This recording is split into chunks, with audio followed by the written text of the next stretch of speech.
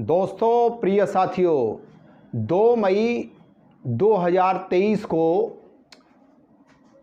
राक्षसों के अधिपति, प्रेम, सुंदरता एवं वैभवशाली समृद्धिशाली जीवन देने वाले शुक्र का गोचर 28 दिनों के लिए मिथुन राशि पर होगा। मित्रों, जिन जातकों की कुंडली में शुक्र की महादशा, शुक्र की अंतर्दशा चल रही है, उनके लिए तो यह वीडियो बिल्कुल एकदम बहुत ही ज़्यादा रेस्पॉन्सिबल होने वाला है।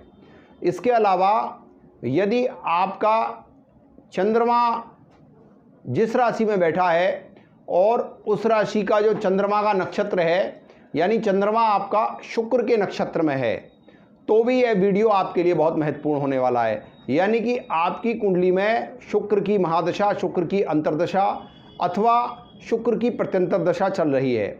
इसके अलावा आपकी कुंडली में कहीं से भी आपका जो चंद्रमा है शुक्र के नक्षत्र में बैठा है, तो आपको शुक्र का जो गोचर है वो अवश्य प्रभावशाली आपके लिए बहुत ज़्यादा महत्वपूर्ण रहने वाला है।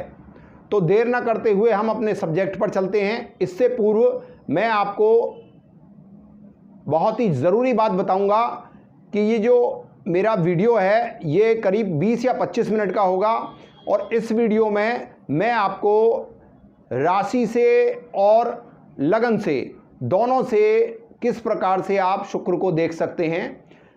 यदि आप कुंडली में लगन से गोचर देखेंगे तो वह आपको 90% प्रभाव आपको देगा। इसके अलावा जो राशि से गोचर देखना होता है वह भी कहीं ना कहीं तर्कसंगत है, लेकिन उसको मैं 70% मानता हूँ। यानी जो बहुत सारे लॉजिक्स हैं वो केवल हमारी लगन कुंडली से ही वेल सूटेड रहते हैं। तो देर ना करते हुए सबसे पहले यह समझने का प्रयास करते हैं कि मिथुन राशि में जो शुक्र का गोचर हो रहा है, मिथुन राशि काल पुरुष में तृतीय स्थान पर आती है मित्रों। और तृतीय स्थान जो है वह हमारी मीडिया का, हमारे पराक्रम का, हमारे छोटे भाई बहनों से लाभ का या हानि का, या फिर हमारे जो भाग्य स्थान है उसका भी जो तीसरा मिथुन राशि का जो गोचर है वह हमारे भाग्य स्थान को भी प्रभावित करता है। क्यों करता है?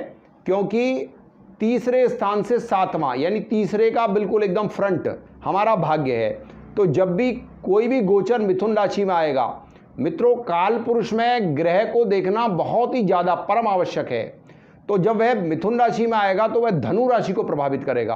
तो जितने भी जातक हैं, चाहे उनकी कोई भी लग्न हो, जब शुक्र गोचर करेंगे तो अगर उनकी कुंडली में आपके लग्नेश के मित्र होंगे, यानी आपकी कोई भी लगन हो, यदि शुक्र आपके लग्नेश के मित्र होंगे तो वह कहीं ना कहीं यह आपका जो गोचर होगा यह आपके लिए भाग्यशाली होने जा रहा है। यानी कि आपको जितनी भी शुक्र के कारक तत्व हैं, आपकी पत्नी हो या आपका बिजनेस व्यापार हो, मित्रों काल पुरुष कुंडली में तुला राशि 7वें नंबर पर आती है। अतः शुक्र के गोचर से जो हमारा बिजनेस व्यापार है वह भी विशेष प्रभावित होता है। तो देर ना करते हुए सबसे पहले मेष राशि और मेष लगन वालों के लिए आने वाले 28 दिनों में शुक्र का गोचर क्या सौगात ला रहा है। दोस्तों, बहनों, भाइयों, मेष लगन में मंगल का शुक्र से सम संबंध माना जाएगा। यानी कि ना तो मेष लगन के लिए वह शत्रु हैं और ना ही वह मित्र हैं। यानी कि एक लगभग मीडियम जो स्वभाव है शुक्र का वह मेष लगन के लिए है। तो मेष लगन के तृतीय भाव में शुक्र का गोचर होगा मिथुन राशि में।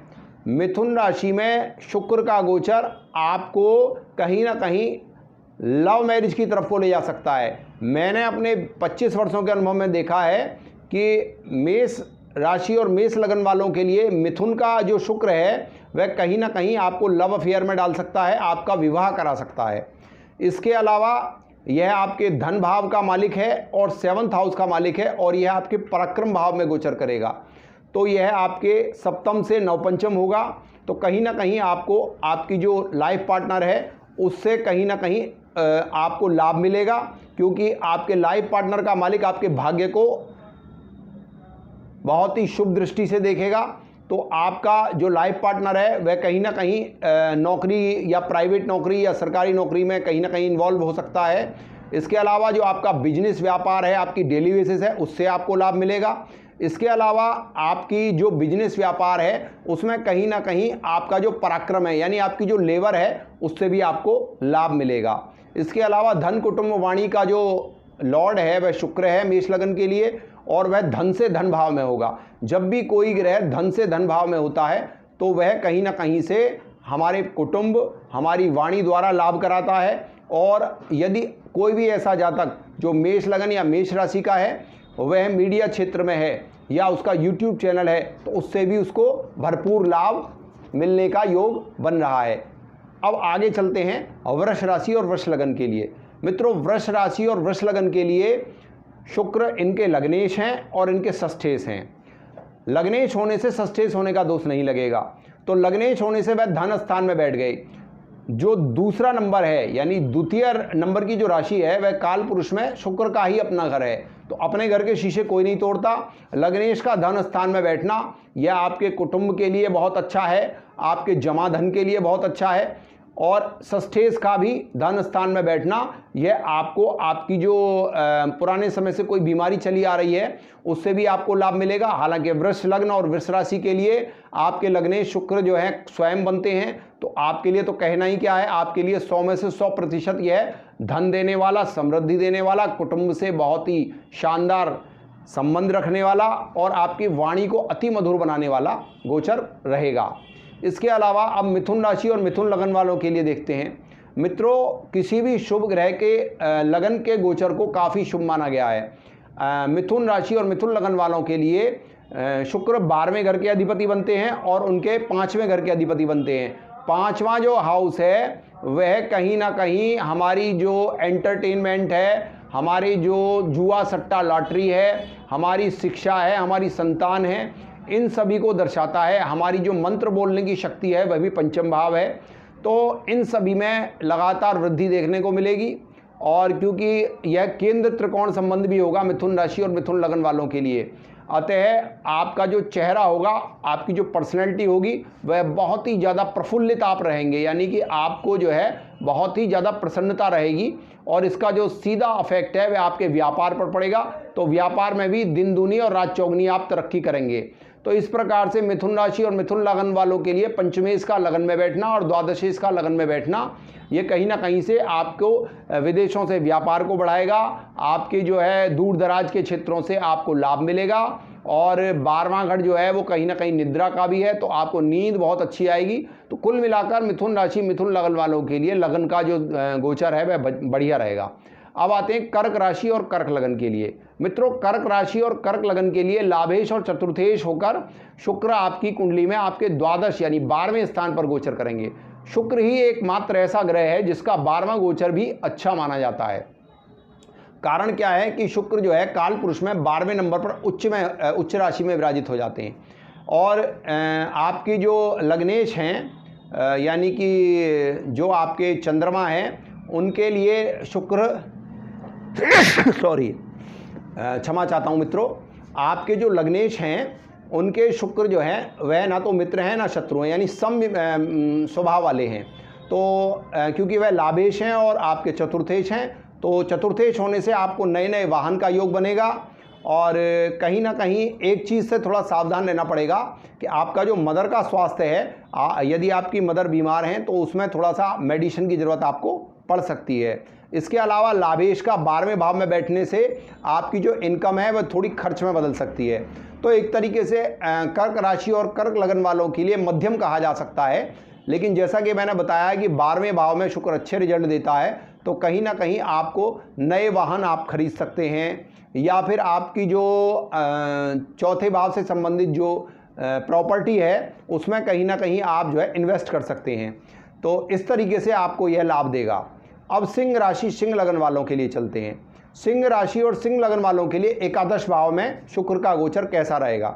मित्रों, आपके लिए दशमेश और आपके लिए शुक्र जो है दशम भाव के अधिपति बनते हैं और तृतीय भाव के अधिपति बनते हैं। पराक्रम भाव और कैरियर भाव को उठाया और लाभ में रख दिया, यानी कि आप अपनी मेहनत से अपने कैरियर में 4 चांद लगाने वाले हैं। आपका यदि कोई चैनल है, आप मीडिया में हैं या किसी आप कोई भी कलाकार हैं या एंटरटेनमेंट से संबंधित किसी क्षेत्र से जुड़े हुए हैं, तो आपको लाभ होने की संभावना है। आपके अपने बॉस से संबंध जो अभी बिगड़ रहे थे वह काफ़ी अच्छे हो जाएंगे, क्योंकि दशम भाव जो है वह कैरियर का है। कैरियर का मालिक यदि लाभ में जाएगा तो इसको बताने की आवश्यकता ही नहीं है कि कैरियर से आपको दिन दूनी रात चौगनी तरक्की देखने को मिलेगी।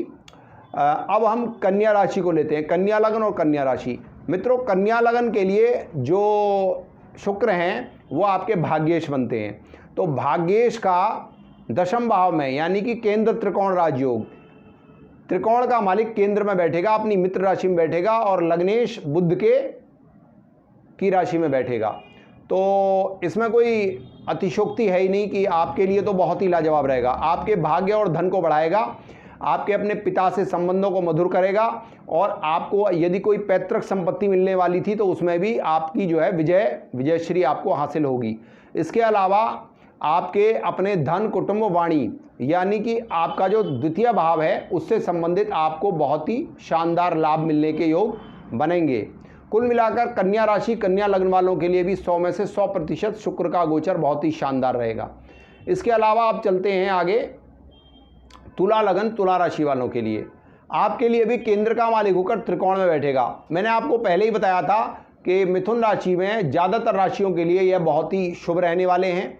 तो आपका लग्नेश होकर आपके भाग्य स्थान पर बैठेगा तो यह महाभाग्य योग का निर्माण कराएगा। आपकी कुंडली में 8वें घर का लॉर्ड भी है, तो आपको जो नई नई जानकारियां हैं उसमें आपको बहुत ज़्यादा इंटरेस्ट आने लगेगा।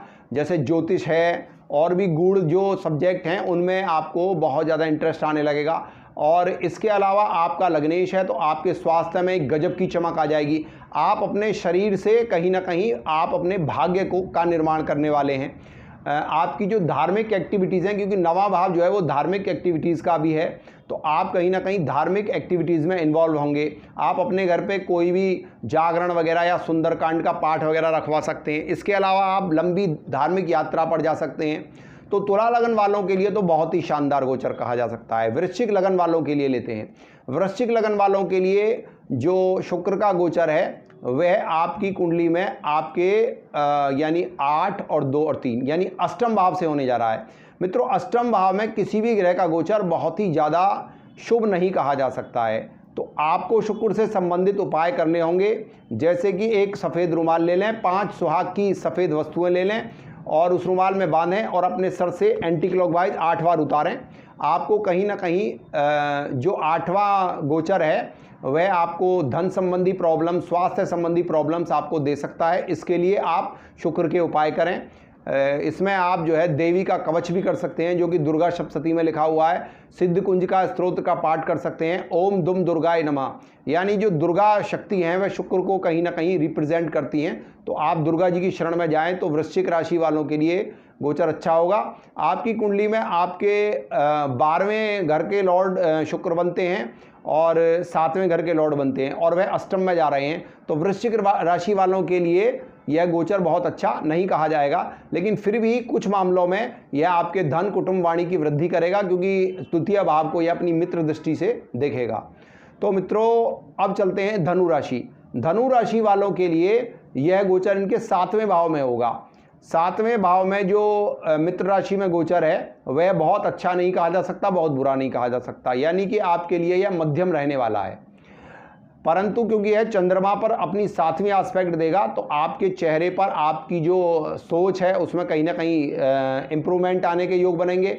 आपकी कुंडली में यह 6ठा और 11वां यानी 6ठे से 6ठा इसका मालिक होकर आपके बिजनेस हाउस में बैठेगा।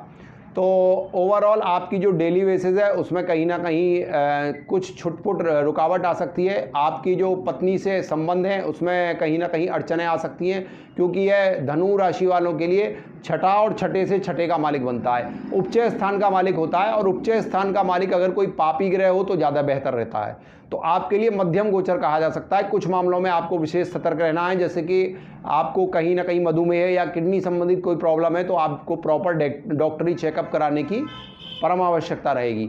इसके अलावा मकर राशि मकर लगन वालों के लिए मित्रों, आपके लिए यह गोचर आपके 6ठे भाव में होगा। छठे भाव में शुक्र का गोचर अच्छा नहीं होता। छठा और 10वां गोचर शुक्र का बहुत अच्छा नहीं माना जाता है। तो छठे भाव में आपको भी थोड़ा प्रिकॉशनरी रहना पड़ेगा। हालांकि आपके लग्नेश शनि के शुक्र प्रबल मित्र हैं, लेकिन छठे भाव में गोचर होने से नाना प्रकार की छुटपुट समस्याएं आपको रहेंगी। आपकी कुंडली में शुक्र जो है वह त्रिकोण और केंद्र के मालिक होते हैं, तो छठे भाव में जा रहे हैं तो बहुत अच्छा गोचर नहीं है। इसके साथ ही जो मैंने अभी आपको वृश्चिक राशि वालों के लिए जो उपाय बताए हैं वही आप कर सकते हैं। कुंभ राशि और कुंभ लगन वालों के लिए शुक्र का गोचर इनकी कुंडली में इनके पंचम भाव से गोचर करेगा।